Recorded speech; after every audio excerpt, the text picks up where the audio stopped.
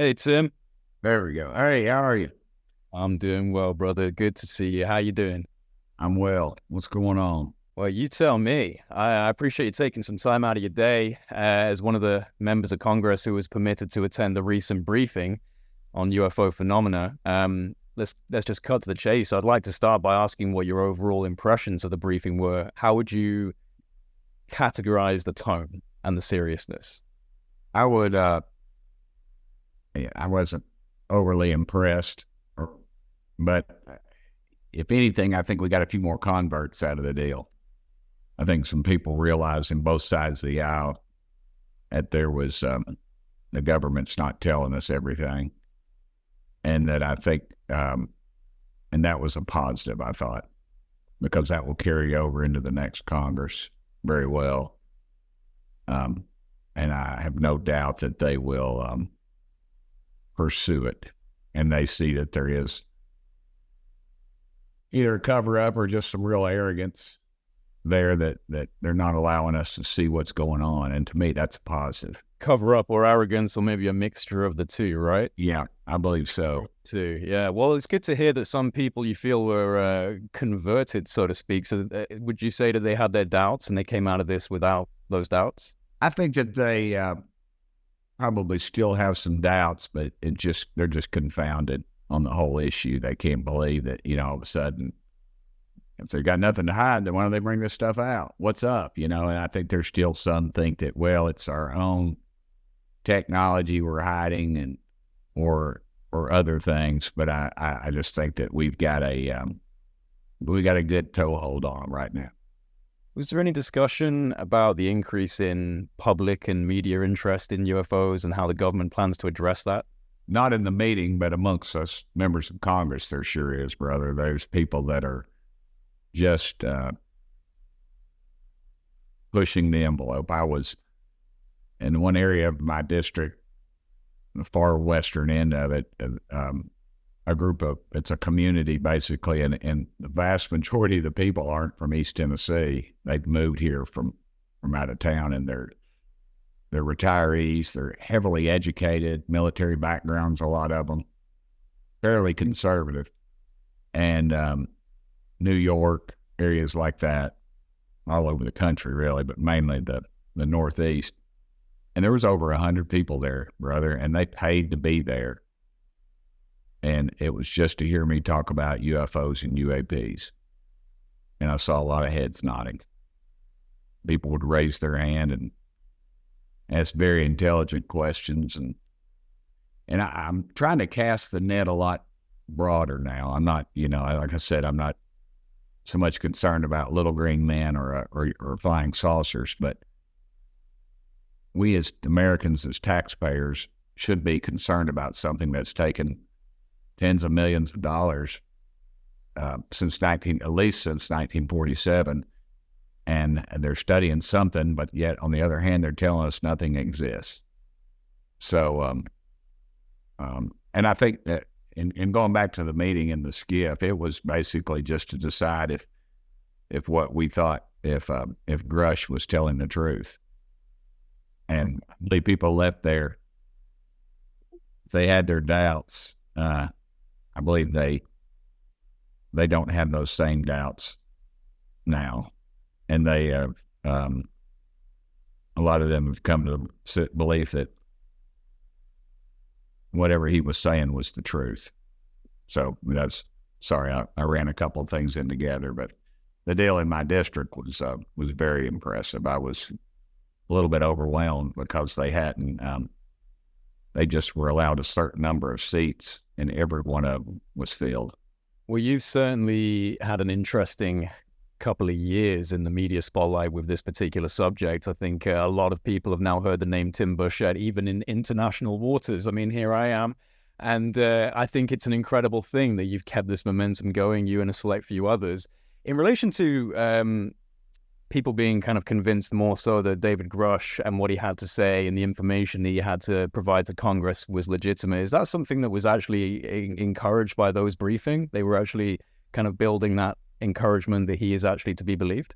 I believe so, because that's kind of the gist of what everybody's hung up on right now. It's, oh, we've recovered craft. We've, recovered biological entities. And, to people like me and you, we've talked about that for years. People like us. I mean, you and I haven't personally, but I assume you being a UFO guy and me, and I've been reading about this since I was just a little kid, that, it's just common sense that if something crashed, something had to be piloting it.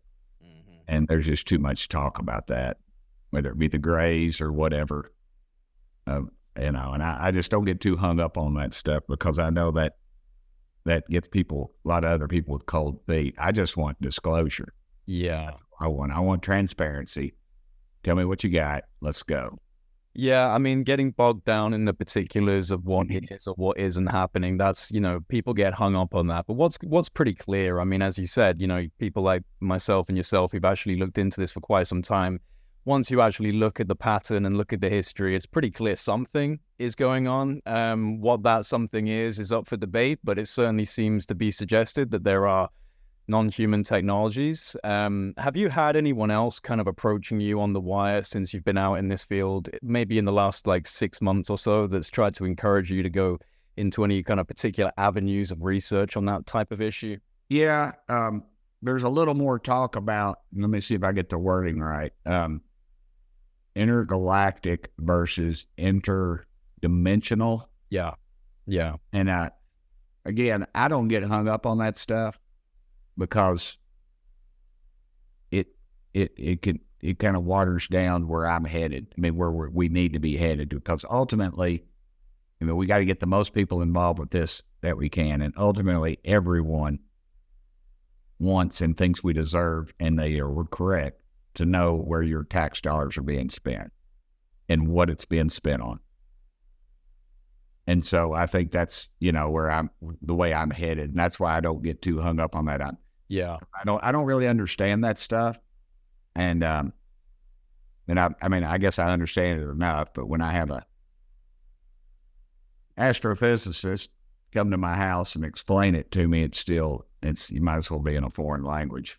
Well, I think that's one of the big problems with this, is there is a level of ontological shock, as they like around, this idea that people can't necessarily handle it. It depends on what it is. But I think at the end of the day, the route that you're taking as someone within the DC network is the only route you can take. You have to go through the policy, you have to go through the bureaucracy, and you can't be, speculating too wildly. But the subject in of itself invites a lot of speculation, because it is an incredible subject to discuss regardless, right? I mean, even if it turns out, which I don't think is true, that it's just human-made technology, I mean, that in of itself is one big question mark as to what the hell has been going on in the black projects. Absolutely. And there again, our own Pentagon is unaccounted for over $500 billion in assets, and they've never passed an audit. And we reward them with more money every time. So it's kind of an annual tradition, isn't it? Yep, it really is. And it's annual tradition for me to vote against it. So what's the next move, Tim? I think we need to have a hearing at some point. But we've got to make sure we get it focused. Everybody says, oh, you need to bring in this person, you need to bring in that person, and I need to be real careful about that. I don't need to bring in, I need to just keep pushing the government angle, the angle of, because I think we'll get all our information, but if we don't go that route of disclosure, then I think we could lose some ground and slow us down and get into our ultimate conclusion. You think that given just the genuine state of the geopolitical landscape right now, so many different national security concerns and domestic concerns, social and economic policies, I mean, there's so much happening. Would you say that there is sufficient energy within Congress and within the Senate in relation to this subject, or is it still kind of trying to kindle a fire that isn't quite burning yet? I think we need to kindle the fire a little more. I think we need to put pressure on our leaders. And I think we need a leader in the White House who eventually will say, enough is enough. I'm going to come forward with this stuff. Get out of my way. I want to get the information now and let's get it.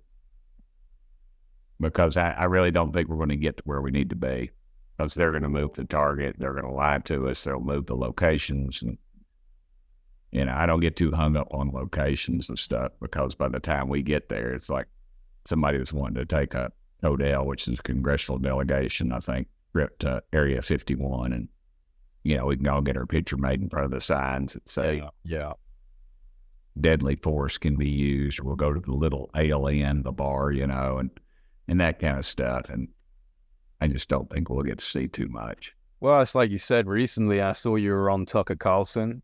He's very interested in this subject and in a real approach. And I think obviously big audience, big audience, caught your short kind of segment with him.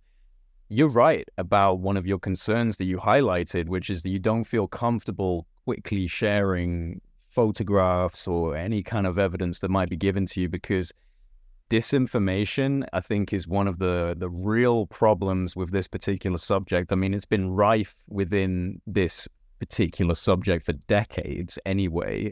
People polluting the waters, going to these UFO conferences, shady spooks who give you a little whisper in the ear and send you going down a narrative that doesn't quite make sense. And I think right now, for people like yourself who are pushing at the front, that's a genuine risk. Do you feel like there may have already been attempts to get you to traffic in disinformation? Oh, 100%. 100%. And the trick is there's some of them that are doing it that are, in my opinion, don't know they're doing it. They're the most effective ones. They've been given false information and they've got a huge following and they're a fraud. Who are you talking about? I'm not going to say. I think you and I both know who you're talking about. Yeah, I got my suspicions. And because every time I do these things, I get a call from somebody and they say, oh, you need to have this person at your thing. I mean, they're believers, and the person believes in themselves. Yeah. But and it's a cottage industry too. You know that, and I know that. You and I must be the only ones that hadn't made any money off this thing. It's to me, because I do all this stuff for free. I don't ever charge for an interview or anything crazy like that. Oh, I can say on the record, you've never charged me once for an interview. And I'm in demand to be at these UFO conferences, to fly out somewhere, but I choose not to, just because I don't, that ethically, I don't know who pays for it, and then I can just do it from my home. Yeah. And I feel like the same effect. Well, Tim, it's a difficult balance between, embracing the fact that this does need to be researched and also acknowledging that there's a really deep stigma. So if you're, plastered all over different UFO conferences, it might not even help. It could actually be a detriment to you in terms of trying to push this forward, because people will use that. People always use that as a way of, lowering the integrity of someone if they're suddenly going on stage and, he's just sold out, he's writing books, he just wants to, get those UFO bucks. But like you said, there isn't really many of those UFO bucks going around. This is a passion project, and I think that I speak for both of us when I say it's a genuine desire for transparency and truth. Well, I appreciate you, brother. You've always been on the up and up on the ethics thing, and I believe like me, we just want disclosure. I think you and I both suspect the same thing, and what's out there, we just like somebody to verify it. Absolutely. Well, all power to you, Congressman. I appreciate you taking some time out of your day for me. It's always a pleasure, brother, and thank you. Let's just keep pushing the truth.